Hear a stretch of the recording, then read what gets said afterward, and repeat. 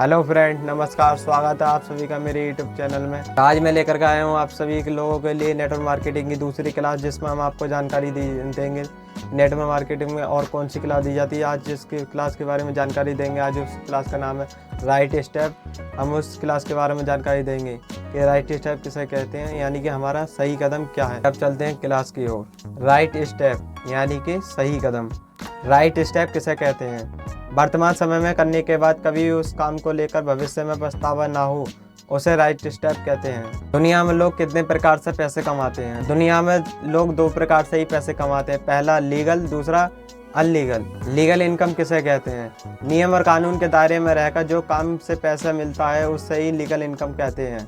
Illegal income यानी कि चोरी, लूटमार, जो भी कहता समझो वो समझ जाओ। लीगल इनकम कितने प्रकार से की जाती है? लीगल इनकम 4 प्रकार से कमाई जाती है।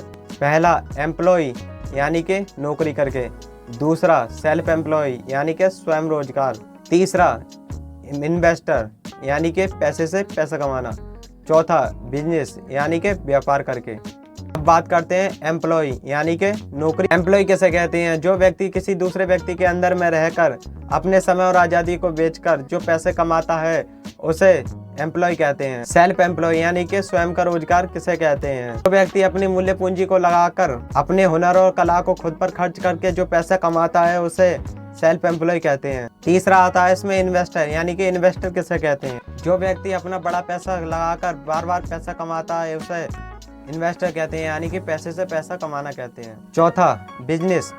बिजनेस कितने प्रकार से किया जाता है? बिजनेस 4 प्रकार से किया जाता है। पहला फैक्ट्री खोलकर, दूसरा फ्रेंचाइजी खोलकर, तीसरा इमेज बिजनेस, चौथा डीएमपी टीएमपी। पहला फैक्ट्री किसे कहते हैं? कच्चे माल को पक्के माल में तब्दील करके इंसान के यूजफुल बना दे उसे फैक्ट्री कहते हैं। दूसरा आता है इसमें फ्रेंचाइजी। फ्रेंचाइजी किसे कहते हैं? फ्रेंचाइजी खोलने के लिए हमारे पास में क्या क्या होना चाहिए? नेटवर्क मार्केटिंग में आपका लेवल कम से कम क्रोनम मास्टर होना चाहिए। फैक्ट्री खोलने के लिए आपके पास में क्या क्या होना चाहिए?